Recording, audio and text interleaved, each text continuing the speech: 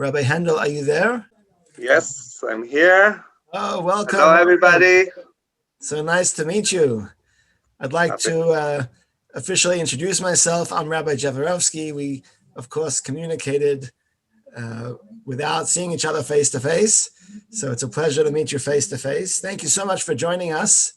And this is very exciting. It's a very special opportunity because we've been going all around the world, hearing from shluchim in various parts of South America and Europe and Africa and Israel. And it's been very interesting, but I think this is the first time. Oh no, because I'm not the first time, because for Tisha B'Av, we heard from somebody in Yerushalayim, in Jerusalem. But other than that, this is the first time that there's been a special connection between the time of year and the place that we're going to hear about.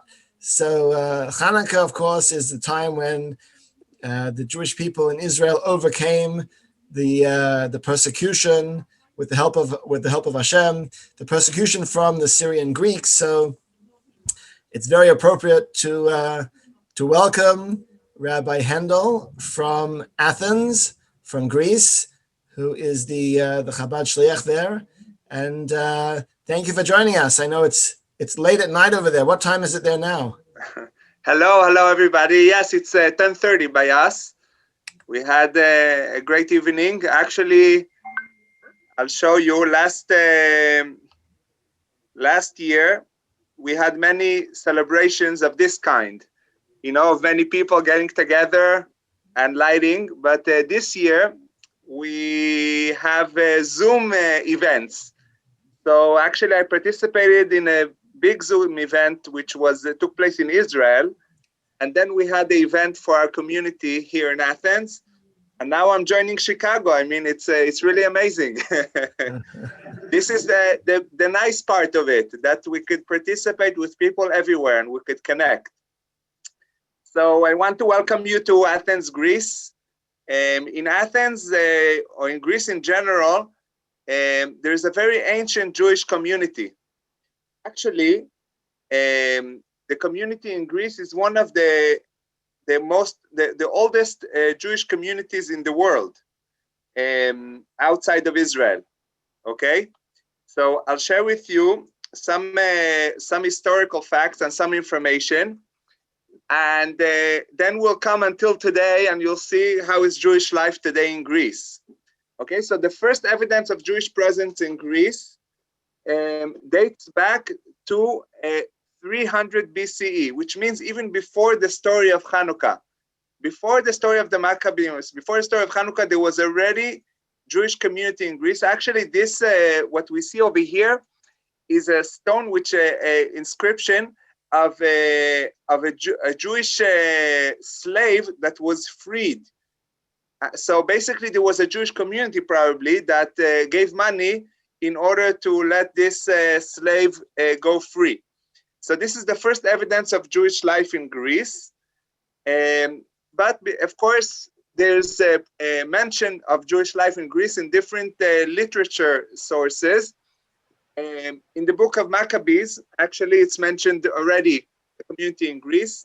There was also a Greek Jewish philosopher who lived in Egypt, in Alexandria, Egypt.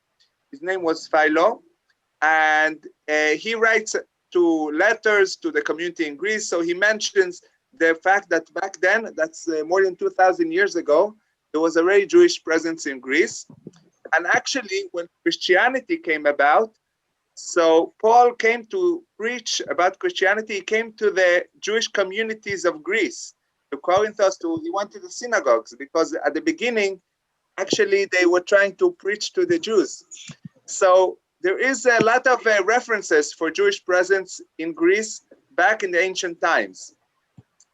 There is a very famous island, Mykonos. Those of you that were in Greece, it's a very famous, beautiful island with nice beaches.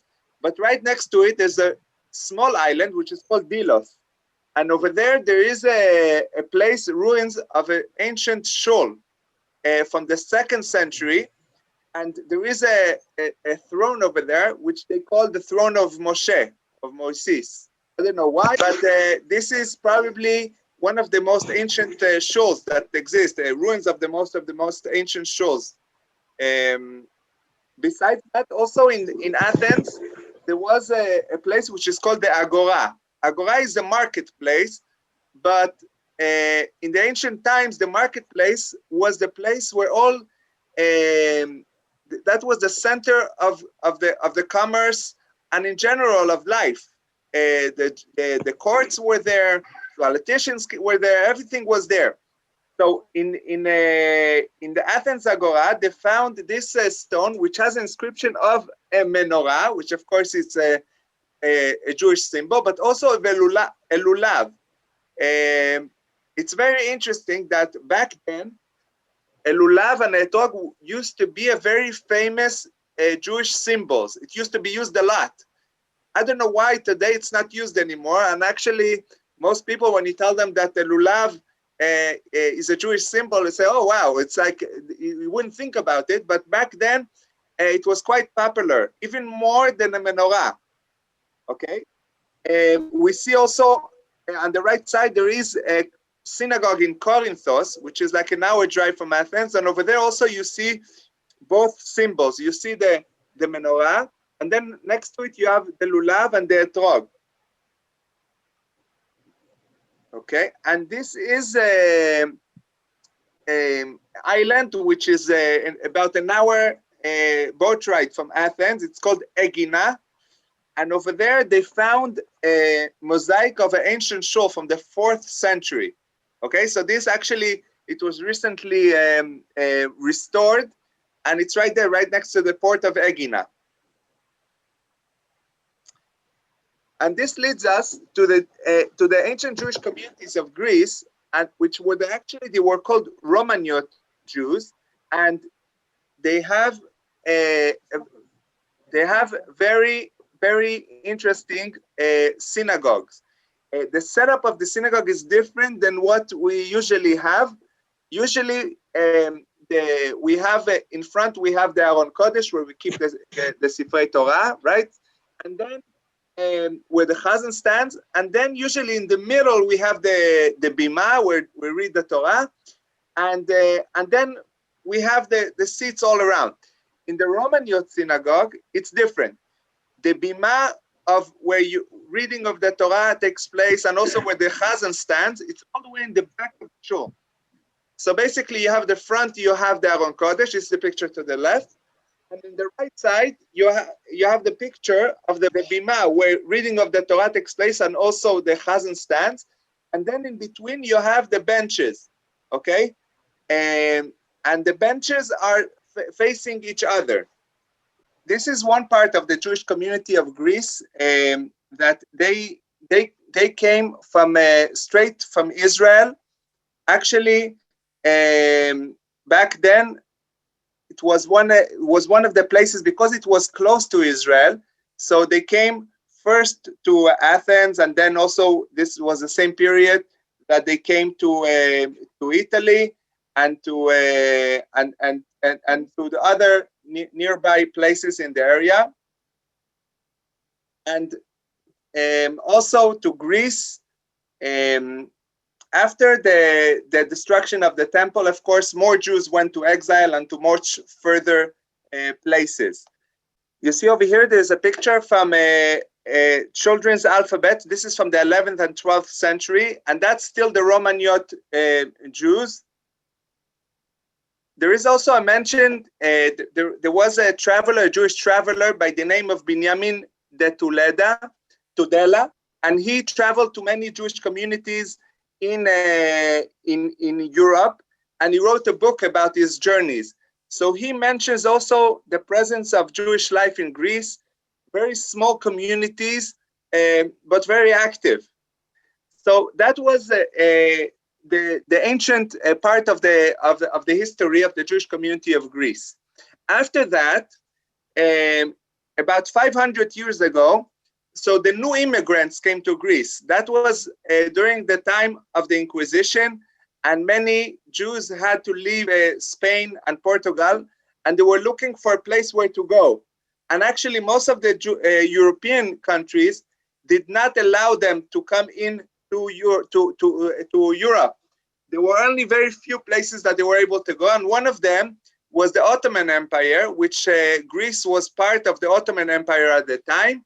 So many Jews came to Thessaloniki, which is in the northern part of Greece, and also to Turkey of today, like Istanbul.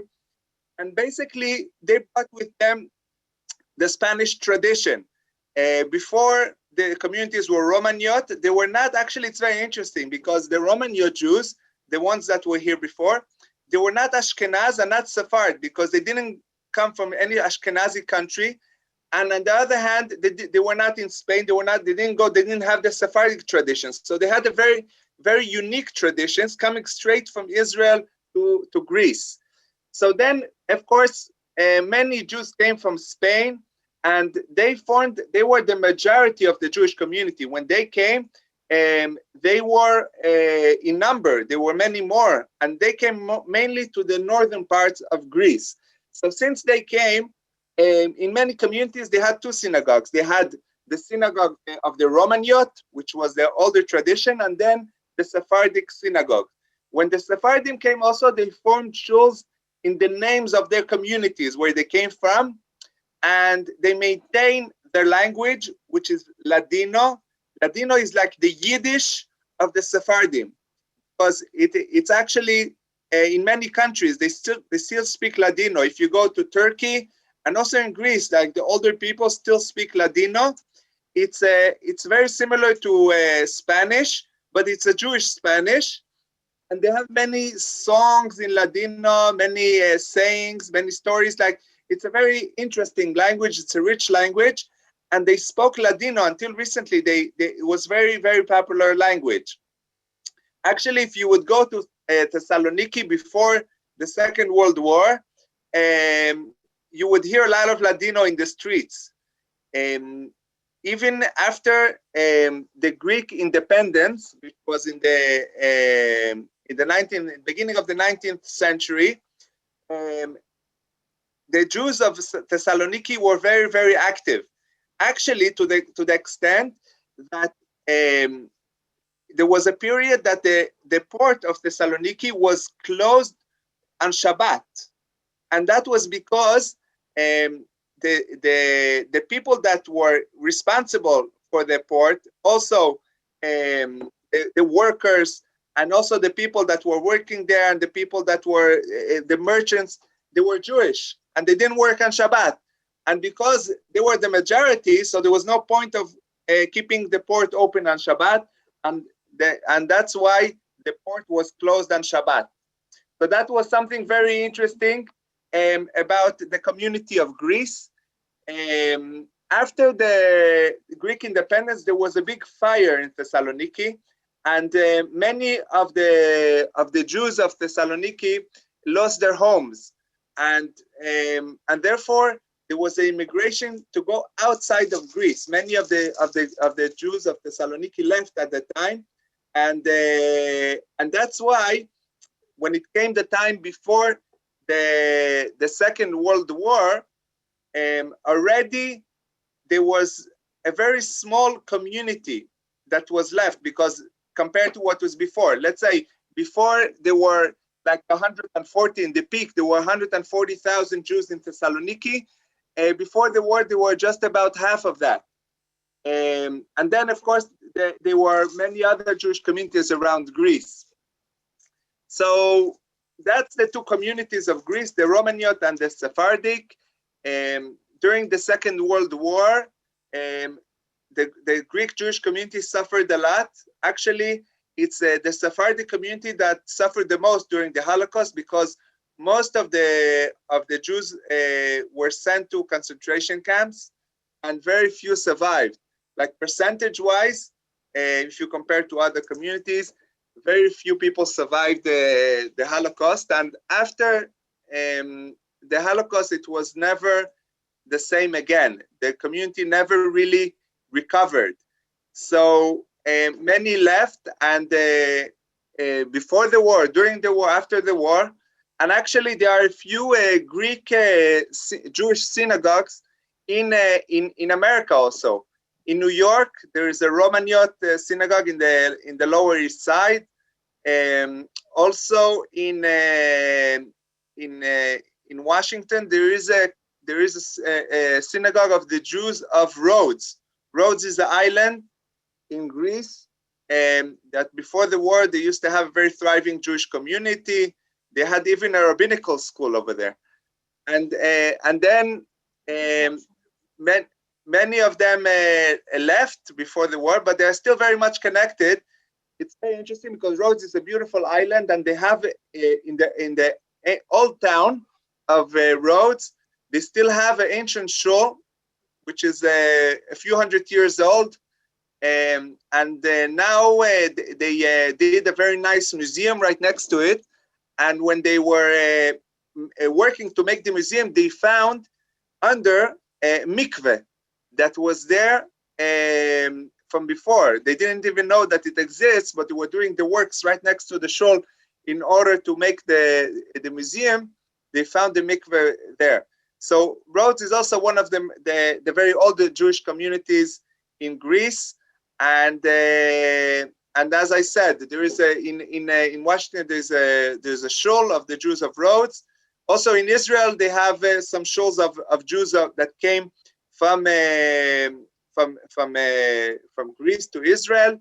It's very interesting to note that because the Jews of Salonika were working at the port, they had a lot of experience. So when they established the land of Israel, when they established the country, they invited Jews from Salonika to build the port. So in Haifa, there is a very big port, which was built in the 30s. It was built by Jews from Salonika, and actually all the ones that went to build the port, actually because of that they were saved, they survived, because as I said, many of the Jews of Thessalonica were killed during the war. So the ones that went to Israel to help, actually because of that they survived. So until now there's still a Greek Jewish community in Israel, and they have their own shuls and their own traditions. In Greece, there is a very now it's not such a big community, but it's still very active. In Athens, we have a very big, the biggest communities in Athens, and we have a nice shul. We have actually two shuls in Athens. One is a Romaniot shul and one is Sephardic. Unfortunately, they're not both active all the time because there are not enough people to fill up both shuls. So usually the Sephardic shul is active, but the other one, the Romaniot, they open especially for for Yom Kippur or for special days. Besides that, there is active Jewish school. There is a very a nice also Jewish museum, which is in the center of the city. And also we have a Chabad house right in the center of the city where we do a lot of programs and activities for the local Jewish community. We have a volunteering network. We go to visit people. We help needy people.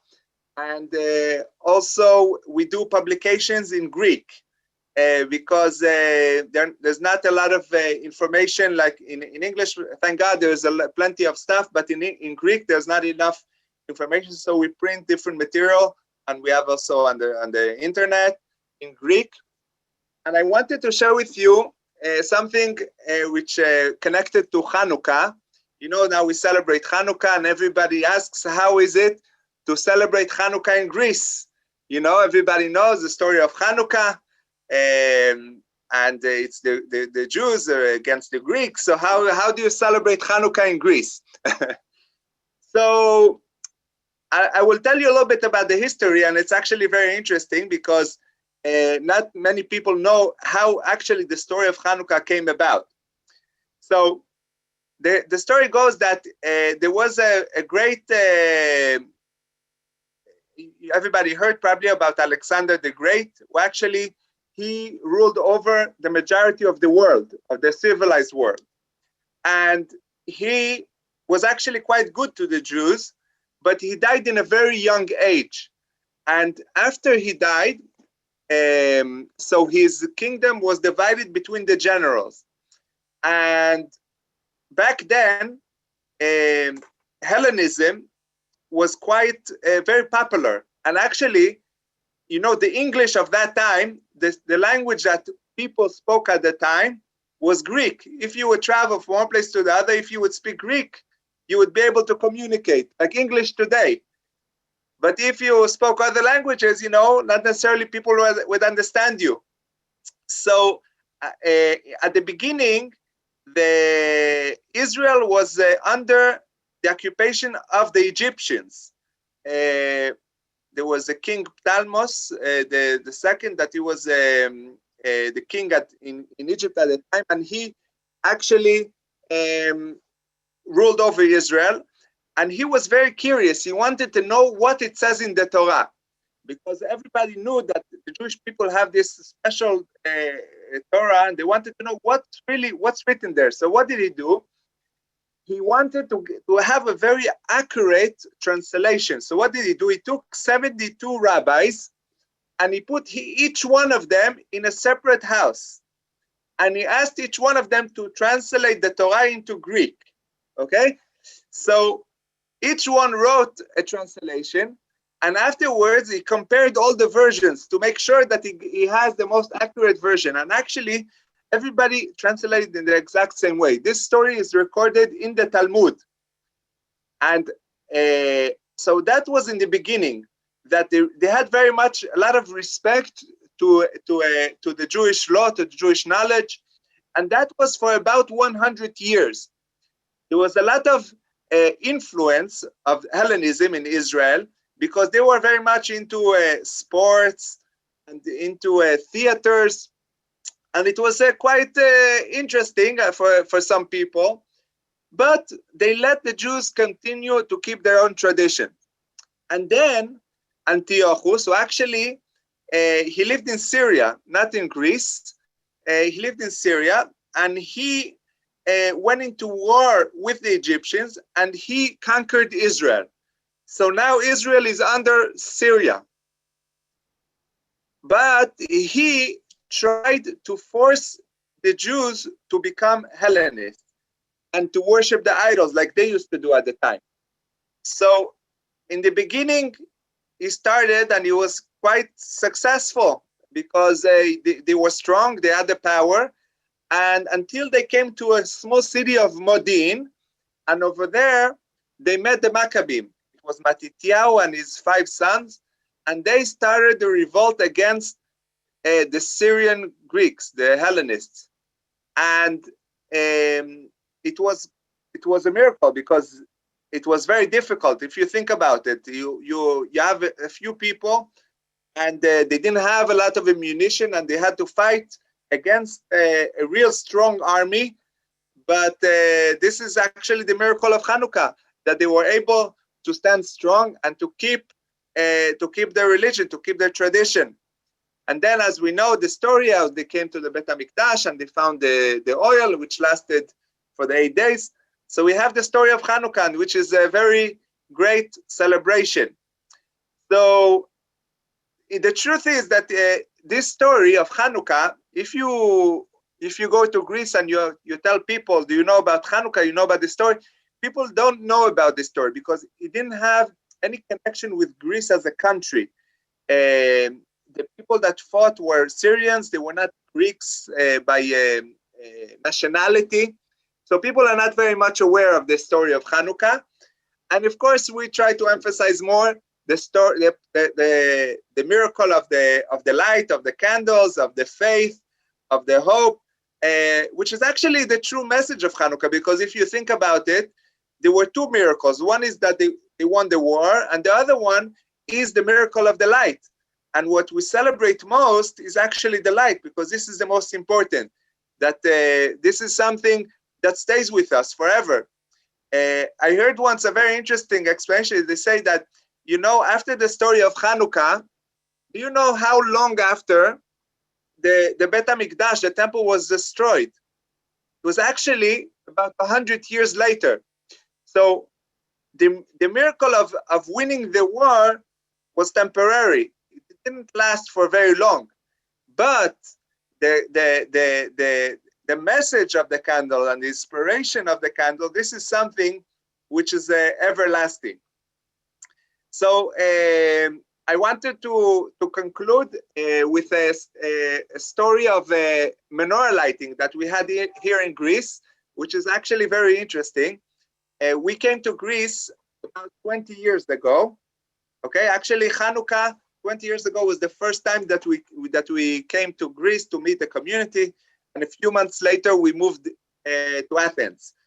So it was probably about 2 or 3 years after we already established ourselves here, and one of the people in the community was traveling on business to Brussels. And of course, every time someone travels, you know, in Chabad, we have a very big network everywhere. So every time we connect people. So this is the fun job that we do. We connect people wherever they go, connect to Chabad. So I sent him to the Chabad house over there, and he went and he was really impressed. They welcomed him there, and he saw there was a publication of menorah lightings in many capital cities around the world. And he was really impressed, you know, to see how lighting the Chanukiah in squares, in public places, that was something really fascinating for him. Anyways, he comes back to Greece and he tells me about his journey, and he's very excited, and he tells me, why don't we have over here in Greece, why don't we have something, the same thing? Why can't we light also outdoors? I told him, you know what, this is my dream. I'm trying already for 2 years to get permissions at this, and it's very difficult. So he said, you know what, you'll see what I will do. Anyways, this guy actually back then he was publishing like kind of a newspaper for the community.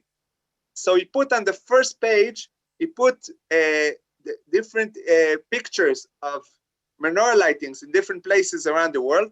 And he said, why can't we have the same thing here in Athens? Anyways, Hashgacha Pratit, God, it was really from God, you know. At that Shabbat, there was a bar mitzvah in the shul. And one of the guests in the bar mitzvah was a Greek guy, not Jewish, but he was a friend of the family. And so he came to the bar mitzvah. He was sitting there in the synagogue, and he was, you know, getting bored. He didn't understand what was going on. The services in Hebrew. He's sitting there, and he saw a newspaper. So in Greek, so he takes it and he starts reading, and he sees these pictures of the Chanukiyot. So it's like, what's that? He was asking questions. It was very, very interesting for him. Turns out he was on the city council, and he was very inspired with the whole idea of the menorah lighting, and he arranged to have all the permits, all the things to be able to light the menorah here in Greece. So can you imagine a Greek guy, not Jewish, but he got all the permissions, and because of him, we're able to light outdoors the menorah here in Greece. I wanted to share with you something else that I discovered recently, and I shared it yesterday. We had a class, and at the end, I shared it because I think it's really fascinating. You know that, as I mentioned before, that many of the Jews in our community come from Spain. So do you see this picture? This is like a teapot that comes from Spain. It looks very innocent, but actually, you know, during 500 years ago, there was the Inquisition in Spain, and there were the Marranos, which were not allowed to keep their religion. They were not allowed to keep Judaism. So what did they do? They had to hide. So you won't believe it, how many Jewish items are hidden in this innocent vase. Okay, let's start. Okay, the top, do you see what it is? This is a dreidel. Okay, if you look at the bottom, you see the hay and the shin, right? Okay, then you take off another part. this is, look at the bottom, it says in Hebrew, psamim. Okay, this is used for psamim, for Havdalah, after Shabbos. You take it apart even more, and you have this pieces for sukkahs in order to keep the esrog inside, esrog box, okay, in the middle. And the top, over here, you could light a candle, which you use in the shul, or in memory of someone, or in the shul to light a candle. Okay? In the bottom, when you turn it over, there's a Megillah inside. Okay? When you have a handle, you take it out, and you see there's a Megillah Sester inside for Purim.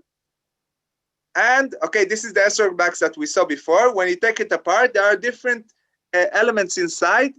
You have 2 candles to light the Shabbos candles, and a lot of dishes which put together a Seder plate, okay? And the most fascinating, when you turn it around and you open the back, there is a small menorah to light the Hanukkah candles. So that's from 500 years ago. And what's impressive about it is how, if we look back, we see how our ancestors really put their life in danger, and with so much courage, they kept the tradition. And this is encouraging for us today, because today we don't have the same challenge as they had back then. Back then, to keep Judaism was dangerous. Now, nobody stops us from keeping it. However, we have another challenge. The challenge is that, okay, we say, okay, so I'm going to light the candle, I'm not going to light the candle. Yeah, maybe I'm busy, I'm doing something else.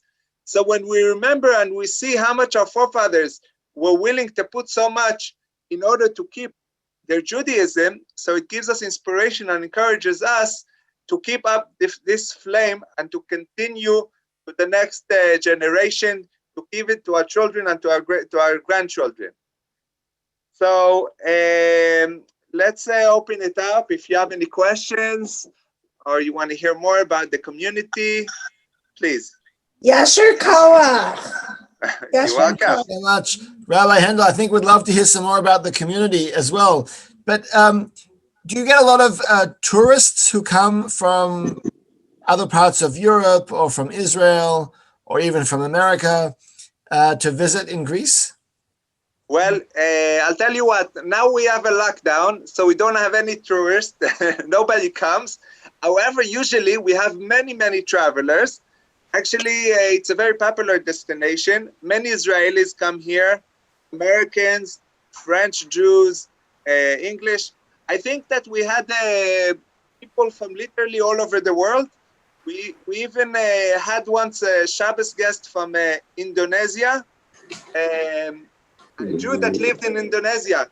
We had also a Jewish soldier that was based in Iraq and had some time off, and they came to visit us for Shabbos. So we literally have, we joke, you know, you have the people that collect, they have like a passport that they collect stamps, they go to different countries.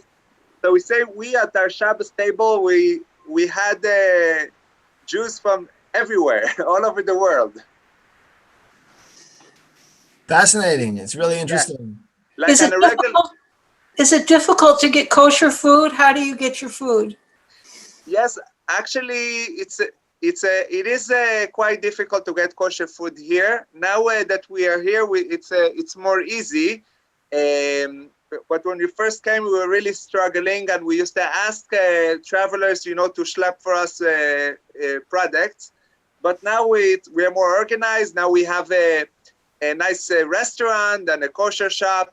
Of course, we have to import most of the things, but now it's very much accessible, and it's easier also for people in the community that want to keep kosher. It makes it much easier for them, and people that are traveling. We even have a service that we send kosher meals to the islands. Like if you go to the island, and we send you meals, Shabbos meals, or general kosher food. So yes. Where is the food imported from? Israel? So, some from Israel, but mostly within Europe. In Europe, you know, we have open borders. It's like in the United States that you could easily transport from one state to the other. So the same thing is in Europe. So there are large communities in France and in England, and Belgium, which have a lot of kosher food. So we get most of our supplies from other European countries. Okay. What is the feeling like in Athens with regard to anti-Semitism? Is it? Do you feel safe? Is it increasing or decreasing or about the same? What is it like? So anti-Semitism is an issue everywhere, also in Greece. You feel quite safe. There's no violence against Jews, but once in a while you have a graffiti or a vandalism in the cemetery. It does happen from time to time, so it does feel quite safe. But there is the stereotypes people believe about Jews, and it is disturbing, definitely. But in general, overall, I think compared to other countries, we are doing okay. When you spoke about roads and they were building that museum, did they keep the mitzvah or they had destroyed it? No. It's actually it's part of the museum now. Oh. It's not being used as a mikveh, but they kept it within. Of course, they kept it. Okay, great. So if you go to the museum, you'll see it there. Did you, what about school? What about school? You and your children, do you have a school there or? So, yeah, there is a Jewish school here in Athens up to 6th grade. But afterwards, there's no continuation to the Jewish school. There is an international school, which in the last few years, there is a special program for the Jewish children, so they continue their Jewish studies even in this international school. Personally, we send our children to Israel after 6th grade. So this is one of the biggest challenges living in a remote place, the education of the children. Chabad has also an online school, which is great. And actually, our children would go in the morning to the local Jewish school. Then in the afternoon, they would join to the online school until they went to Israel to continue studying there. Rabbi, around 7 or 8 years ago, I think, my wife and I and a small group came to Athens on our way to take a cruise to the Greek islands. Okay. And we stayed at a small hotel, a short walk to a shul. Right. And we were there for Shabbos, and it was a bar mitzvah that day. And I remember after services, my wife asked you, is it kosher enough? Is it kosher for us to partake in the Kiddush? And you said because there's such a cross section of the level of observance that it's best not to take part in the Kiddush there. Wait until you come to. At that time, you were living in an apartment. And we walked to your apartment Friday night after services, and it was a long walk. I don't know if you're still in the same. Thank God, thank God. And so we walked to the building that you lived in, and you told us you were on the 6th floor, and it was a long walk, and we were getting a little bit edgy about the whole thing with the long walk. Finally getting to the building, we discover that in Greece, the first floor is not ground level, it's up one. So you were really on the 7th floor by our standards. But it was a very enjoyable experience. And I noticed, like so many of the rabbis that we visit on our various trips, that you suddenly have a tremendous influx of people who are coming to have Shabbos dinner with you and your family, both Friday night and Saturday. And I assume that your experience is like we've seen elsewhere. They show up for Friday night, and then you don't see them until next Friday night again. So, and my last comment is I really appreciate, and I think everybody else does also, the background, the history of the Jews in Greece. We don't always hear this kind of a detail when we visit some of the other cities. So this is especially appreciated. Thank you very much. Thank you. You're very welcome. A pleasure. So first, I wanted to say that you're welcome to come again. Now we moved to a new place, which is much closer. And we have a beautiful restaurant. Now we could host many more people. Usually on a Shabbos, we get over 100 people. Good for you. Wow. Some people like more the home setting. They miss it still. But it's really something to look forward to. And what you said about people coming on Friday night, I'll tell you what. We discovered that many times people from just coming for a Friday night, it's like when you light a small candle and the flame goes and grows. People get inspired. We had once a family from Israel that they won a trip to Greece, and their son got them to come for a Friday night, and they were so inspired. They said, when we come home, we'll start doing Friday night at home. So you never know. And an influence, obviously. Exactly. I have two questions. One is, where was that vase found? And the second question is, I noticed that in the shul, the benches face each other. And I once heard a rabbi speak about that, but I don't remember if he said it was from Greek shuls. But the reason why the benches face each other, which is a beautiful, beautiful thing, is they put the young people on one side and the older people on the other side. So the younger people can learn from the older people. They can learn their ways. And that's what that's from. Is that why they're like that in Greece? Well, it's an interesting thing. I don't know. It's not something that they do today. Like today, just, people sit randomly. But it's a very nice explanation. This is how the shuls were built back then. And it's still, this tradition continues until now. It's a very interesting, maybe perhaps it was the way it used to be back then. Could very well be. This vase is actually in a museum. I didn't see the vase itself. I just saw these pictures online. If you want, I could share it with the rabbi, and he could share it with you. But I was really fascinated about it, and I sent it with Very inspiring. Very inspiring. Fascinating. Very interesting. Is it in the museum in Greece, or is it in a museum? In a museum. I don't know in which museum. I think in Spain. It's in Spain in a museum. Okay. But it was hidden that well that the Inquisition didn't find it. Right. Yeah, the intricacy of it all is mind-boggling. Right. You cannot imagine how many things could be hidden in one vase. Right. And the outside is beautiful too. Right. The flowers and whatnot. Impressive.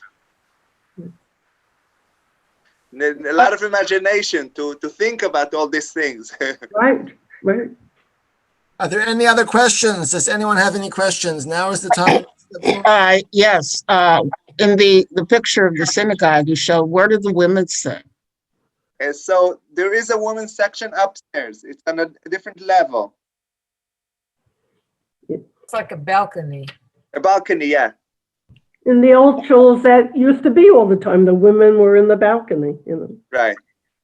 Do they give a reason why the aron is in the front? Well, the aron is always in the front, but that the bema's in the back, not anywhere in the middle?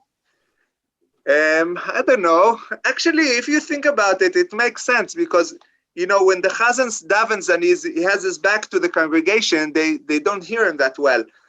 On the other hand, maybe when you don't face the people, you could concentrate more in your prayer. So there is pros and cons to everything. Yeah. Rabbi, you mentioned a few times the Romaniot. Maybe you could talk a little bit about that, because that's a term which I think a lot of us aren't so familiar with. Yeah. So Romaniot comes from the word Rome. In the ancient time, after Rome came into power, there was a split between the East and the West, and the Eastern let's say, communities, Eastern Roman Empire, which was called also the Byzantine Empire, then became Christian. And that area, the Jews that lived there, they called themselves Romaniot because it was Rome. It was part of the Roman Empire. And this name continued until now. What's unique about the Romaniot Jews is that they're not Sephardic and not Ashkenazi. I mean, some traditions actually date back, you know, there are two Talmud. There's the Babylonian Talmud and the Yerushalmi Talmud, the Israeli Talmud.